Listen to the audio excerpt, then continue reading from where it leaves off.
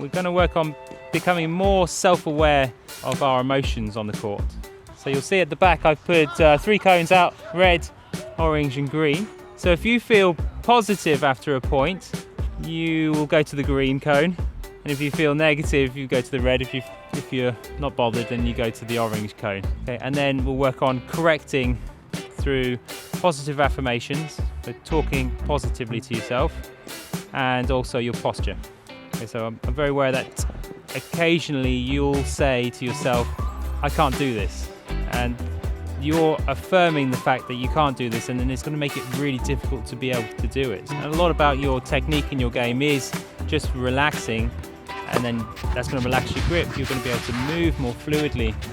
And it's the tension, the emotional tension that you feel, which is stiffening your game up. It doesn't matter how much technical work we do, unless you sort the mental game out, you're not going to be able to apply it as effectively in your matches. That's why we're going to make you more self-aware during your match play, and then use those corrections. So with your posture, we'll have our shoulders forwards like this, and what we want to do is turn our hands out, put our shoulders back and down, and then we're going to try and drop the rib cage by 1 inch, and then tilt the hips forwards. So you got like that tense buttocks.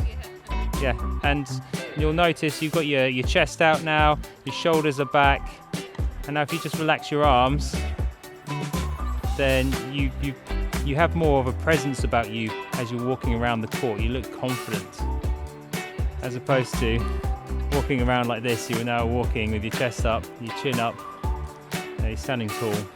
So how you walk around the court and your posture affects your opponent by 10%. These marginal gains, I mean, that's not a marginal gain, 10%.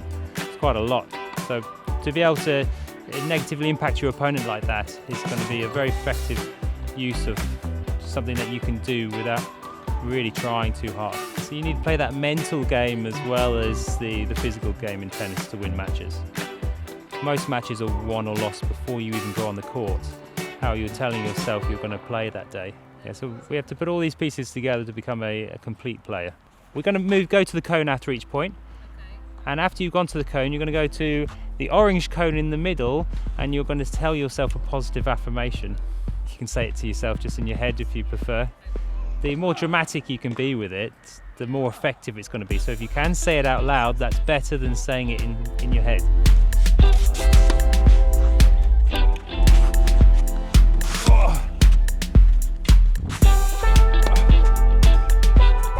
Okay, so you've had 2 affirmations out loud.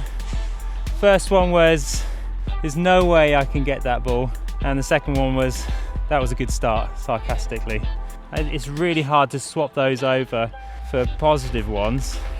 Instead of, there's no way I'll get that, I would say to myself, I'm going to get that one next time.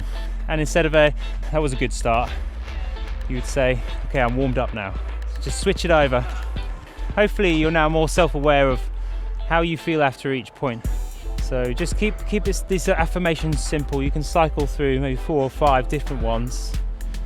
Like, I've got this really good one. Yeah, if you can make it more dramatic, like this is great. Loving this, and even better. The way you feel shouldn't be connected to the scoreline. Just because you lose a point doesn't mean you should feel bad about it. If you play well within that point, you should feel positive about the point. But between the 3 cones there, your baseline is probably defaulted set to closer to the red than anywhere else. Whereas if you can start the match and your default starts closer to the green, you are 10 times more likely to win that match.